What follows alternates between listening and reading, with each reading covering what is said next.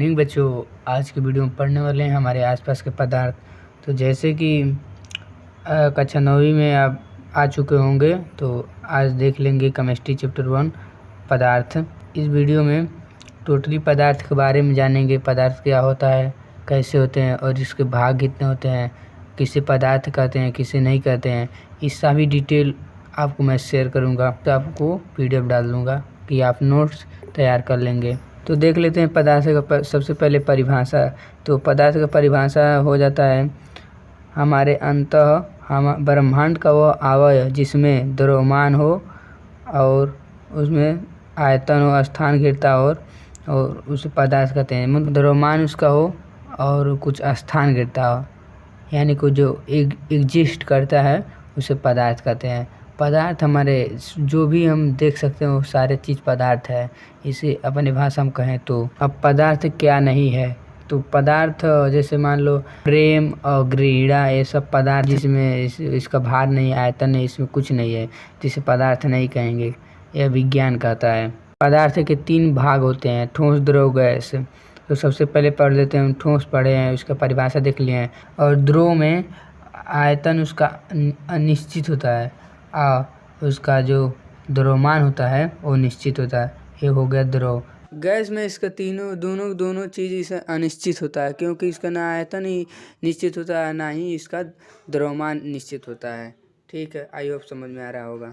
अब जान पदार्थ किससे बना होता है। तो पदार्थ एक छोटे छोटे कणों से मिलकर बना होता है। जैसे कि यहाँ दिया है पदार्थ छोटे छोटे कणों से मिलकर बने होते हैं। तो सबसे इम्पोर्टेंट चीज़ पेपर में अधिकतर पूछता है, तो आणविक आकर्षण बल। तो ये सब एक ही होता है, अंतराल बल और आणविक बल।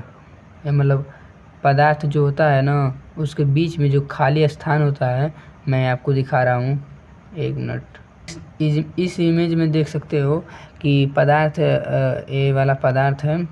पदार्थ की तीनों मतलब अवस्थाएं दिया गया इसमें। और जो ठोस सॉलिड है उसमें कण बहुत नज़दीक दिए गए हैं।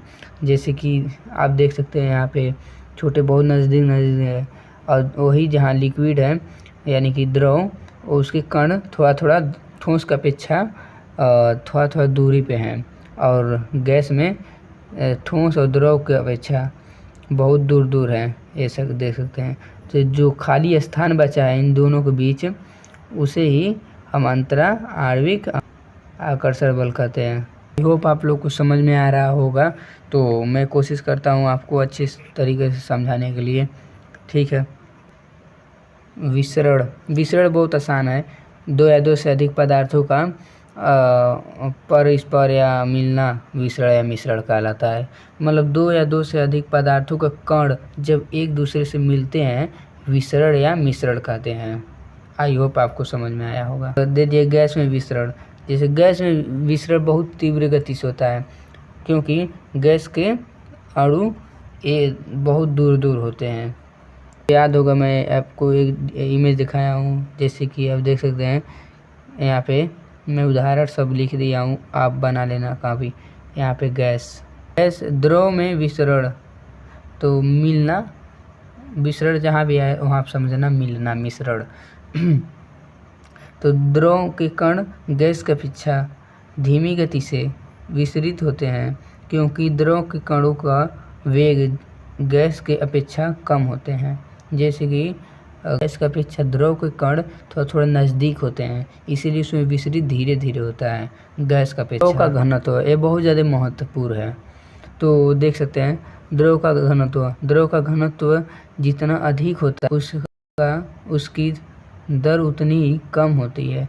जैसे कि जल में शाही का विसरित हो रहा है, जल में शाही का मिलना या घुलना, तो जितना अधिक होगा उतना धीरे उसका विसरित होगा, मिलेगा। जैसे शहद बहुत ज़्यादा गाढ़ा है तो उसका विसरित बहुत धीरे होगा पानी में। तो आई होप समझ में आ रहा होगा।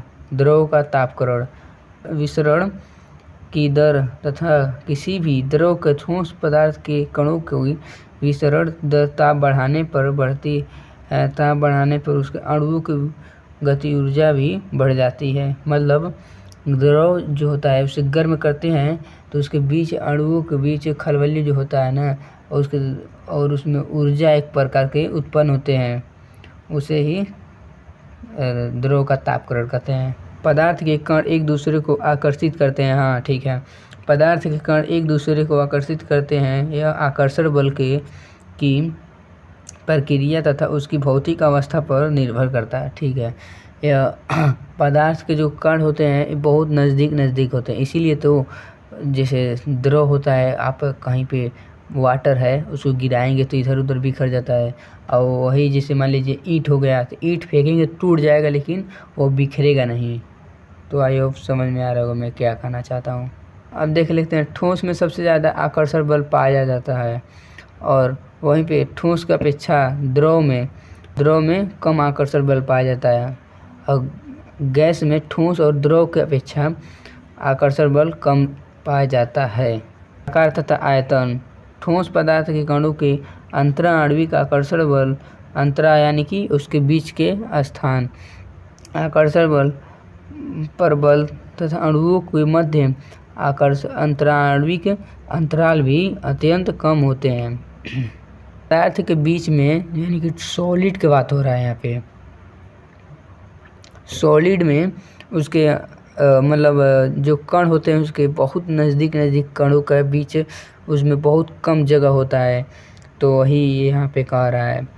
और घनत्व, ठोस पदार्थ का घनत्व अधिक होता है क्योंकि अणुओं के मध्य अंतरा आणविक यानी खाली स्थान अंतराल बल बहुत ही कम होता है, यानी खाली स्थान बहुत कम होता है। ऊष्मीय प्रसार, ठोस पदार्थ के अणुओं के मध्य अंतरा आणविक आकर्षण बल अधिक होता है, अंततः ताप बढ़ाने पर अणुओं के प्रसार अधिक हो जाता है, यानी कि अणुओं के मतलब ऊर्जा उसमें उत्पन्न होते रहते हैं।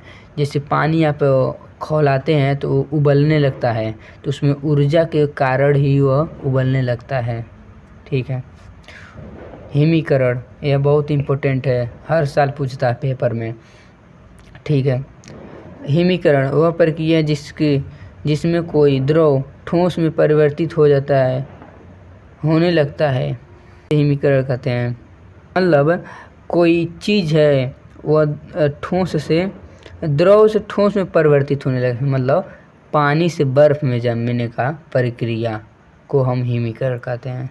ठीक है, हिमांक किसे कहते हैं? वह ताप जिस पर कोई द्रव जम जाता है उसे उस द्रव का हिमांक कहते हैं। गलन किसे कहते हैं? गलन किसी भी ठोस को गर्म करने पर वो द्रव में परिवर्तित होने लगता है, उसे गलन कहते हैं। तो गलनांक उसका थोड़ा सा डिफरेंस है, मतलब उसमें निश्चित लगता है गलनांक में। तो जिस निश्चित ताप पर किसी ठोस को गर्म करने पर वह द्रव में परिवर्तित होने लगता है, उसे ही हम गलनांक कहते हैं। वीडियो अच्छा लग रहा हो तो लाइक और सब्सक्राइब जरूर कर लेना। तो कथनांक, जब किसी द्रव को गर्म किया जाता है तो उसे अंदर मतलब यह कह रहा है कथनांक में, जब किसी द्रव को आप जब गर्म करते हैं उसके पानी में जो बुलबुले उठते हैं यानी कि अणुओं के बीच खलबली उठते हैं, उसे कथनांक कहते हैं। विलेय, विलयन, विलायक बहुत ज़्यादा कंफ्यूज करता है, लेकिन मैं आपको बहुत अच्छा समझाऊंगा। विलेय में जिसकी मात्रा कम होती है उसे विलेय कहते हैं। विलेय जो छोटा है वो कम है। ठीक, आप समझ रहे होंगे मैं क्या कह रहा हूँ।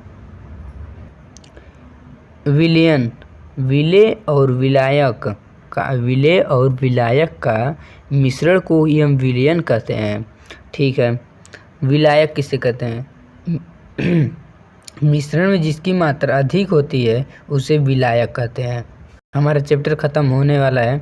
ठीक है, तो ससंजक बल, एक ही पदार्थ में लगने वाले बल को हम ससंजक बल कहते हैं। मतलब एक ही पदार्थ में, जैसे सोने में एक ही प्रकार का बल लगता है, मतलब गोल्ड में एक ही प्रकार के बल लगता है। यहाँ पे मैं उदाहरण भी लिखा नहीं हूँ लेकिन लिखाया गया था।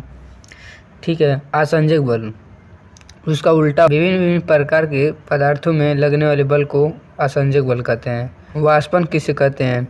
जब किसी द्रव को गर्म करने तो वह वाष्प या वायु में परिवर्तित होने लगता है, यानी कि भाप है, धुआं यानी कि भाप में बन के उड़ने लगता है, यानी कि जलने लगता है, उसे ही हम वाष्पन कहते हैं।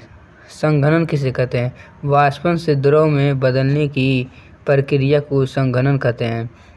मतलब आप पानी को गर्म कर रहे हो, जो भाप निकलता है उसे कुछ तरीके से रोक दें और रोक कर जो भाप कर तो उसमें पानी निकलता है, उसे ही प्रक्रिया को संघनन कहते हैं। उद्यपातन वह प्रक्रिया जिसमें कोई ठोस पदार्थ गर्म करने पर बिना द्रव में परिवर्तित हुए वह वायु में परिवर्तित होने लगता है, गैस में, तो उसे उद्यपातन कहते हैं। जैसे कपूर हो गया, अब जलाएंगे द्रव में नहीं परिवर्तित होगा, वो सीधे गैस में हो जाएगा। Ammonium chloride.